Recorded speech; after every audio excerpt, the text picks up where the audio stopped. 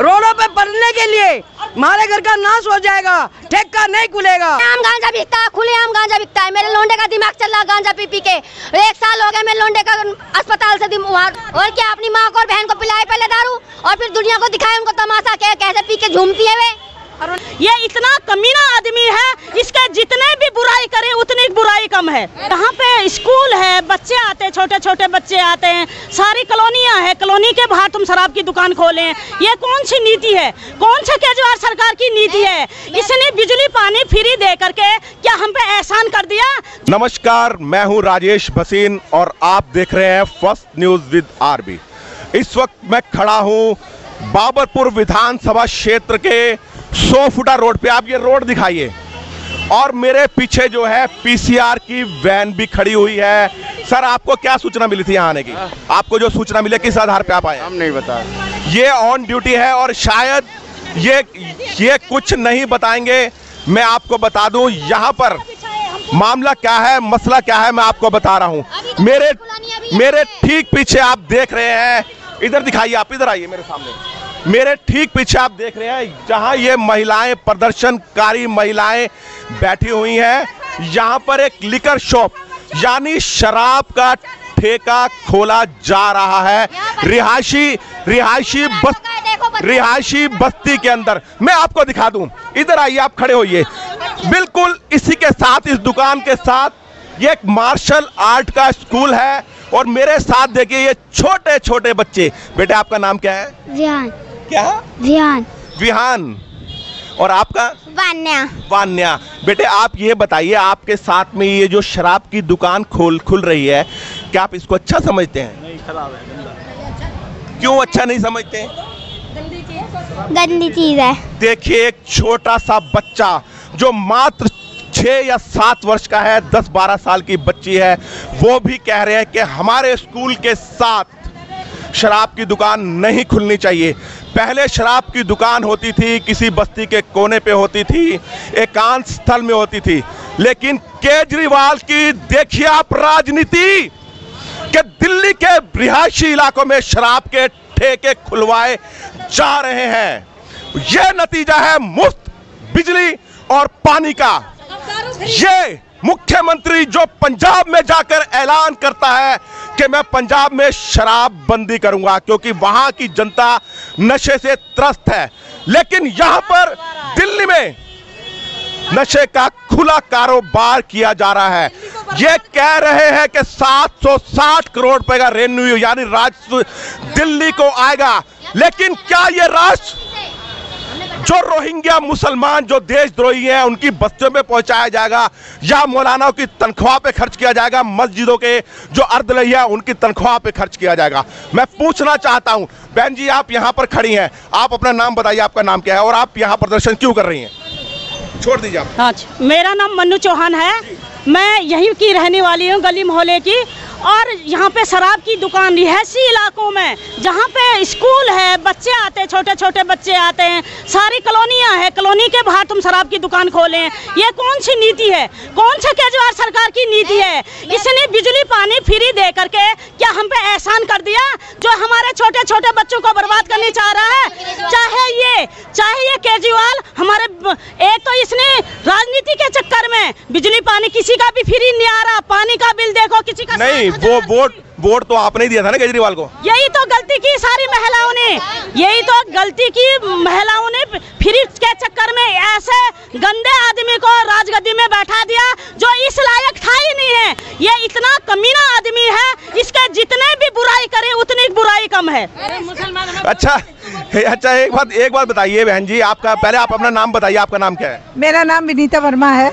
विनीता जी, मैं आपसे ये पूछना चाहूंगा, दिल्ली में आज से नहीं, जब से देश आजाद हुआ है दिल्ली में शराब की दुकान है, तो आज ही विरोध क्यों हो रहा है? आज इसलिए विरोध हो रहा है कि आज जगह जगह शराब के, पहले लिमिटेड थी, अब अनलिमिटेड हो रही है, इस वजह से हो रहा है। अब छोटे छोटे बच्चों का, एक तो ये एज का फर्क हो गया, पहले इक्का दुक्का बच्चा चला जाता था, अब नॉर्मली बिल्कुल लाइसेंस मिल गया कि 18 साल से के बाद बिल्कुल बच्चे पी सकते हैं। ये मैं आपसे पूछना चाहूँगा, आप मांस खाती हैं क्या? नॉन वेज आप लेते हैं क्या? नहीं। आप में से कौन नॉन वेज लेता है? मैं ये नहीं पूछ रहा, कोई नॉन वेज लेता है आप में से? आप लेते हो? आप अपने घर के अंदर मांस की दुकान खुलवाना चाहेंगे क्या? नहीं। देखिए, ये कहते हैं मैं मीट खाता हूं, लेकिन मैं अपने घर के अंदर मीट की दुकान नहीं खुलने दूंगा। तो क्या जो लोग शराब पीते हैं, मैं ये नहीं कहता दिल्ली की मतलब 40% जनता शराब पीती है, लेकिन गलियों के अंदर, घरों के अंदर, और बिल्कुल मैंने आपको पीछे दिखाया, यहाँ दिखाइए, ये स्कूल है ट्रेडिशनल मार्शल आर्ट्स स्कूल। यहाँ छोटे छोटे बच्चे आते हैं, उनके दिमाग पर उनके जो मनोभावना है, उनकी मानसिक स्थिति क्या बनेगी जब शाम को यहाँ से शराबी निकलेंगे, बच्चे यहाँ से निकलेंगे, तो उनके दिमाग पे क्या जाएगा, क्या असर होगा इन बच्चों का। ऊपर बैंक है और एक दिन ऐसा होगा यहाँ से जो शराब पी के अपराधी निकलेंगे, आप दिखाइए, वो इसी बैंक को लूटेंगे। केजरीवाल जी होश में आइए, दिल्ली की जनता को इस तरह ना बरगलाइए। अगर कोई और बहन कुछ कहना चाहती हो तो बताइए आप। ये जो मकान है जो दे रहे हैं वो त्यागी जी है। नहीं, देखिए, जातिवाद या किसी बात की हम बात नहीं कर रहे हैं। उनने शराब का ठेका, हमने मना किया था कि शराब का ठेका मत खोलो और कुछ खोल लो। शराब का ठेका गलत नहीं है, हमारा ये गली है। केजरीवाल ने तो आपका फायदा कर दिया है। केजरीवाल तो पिंक ठेके भी खोल रहे हैं, वो कहते हैं महिलाओं के लिए अलग ठेका खोलूंगा। नहीं, हमें नहीं चाहिए फ्री का कुछ। दारू हम क्यों पियेंगे? अपनी बहन बेटियों को दारू पिलाए, हम क्यों पिए दारू? महिला को बिगाड़ने। वाह भाई वाह, ये बात कही है केजरीवाल जी। मैं आपको बता दूं, दिल्ली के अंदर पिंक ठेके खोल रहे हैं, यानी महिलाओं के लिए। वो ये साबित करना चाह रहे हैं कि दिल्ली की महिलाएं भी शराब पीती हैं, शराबी हैं। और इन बहन जी का कहने का मतलब है, केजरीवाल जी को अगर पिंक ठेके खोल रहे हैं तो अपनी माँ और बहन को भी पिलाना चाहिए। और क्या, अपनी माँ को और बहन को पिलाए पहले दारू, और फिर दुनिया को दिखाए उनको तमाशा, कैसे पी के झूमती है वे। और उनकी इज्जत लुटेगी, दिन रात उनकी इज्जत लुटेंगे। रात बिरात जो बहन बेटियां आती हैं उनकी रास्ता बंद भई जा रही है। ये सब कोई काम कार खोल गए हैं, कोई काम खुलवाता महिलाओं के लिए, मदद करता महिलाओं की। हम तो जब जानते बहुत अच्छा काम कर रहा है। यहाँ महिलाएं घर में ठाली बैठी रहती है, काम ढूंढती रहती है, किसी को रोटी नहीं है, किसी के भूखे बच्चे हैं, किसी का कोई है बच्चे चुरो का पैसे ले जाने दारू पीने के लिए, कोई नशे कर रहा है, कोई इंजेक्शन लगा रहा है। कुछ करा तूने?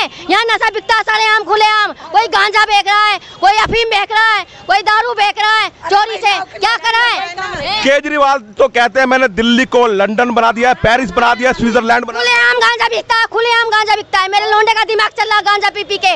1 साल हो गया मैं लोंडे का अस्पताल से देखिए, ये है एक माँ का दर्द जो बता रही है।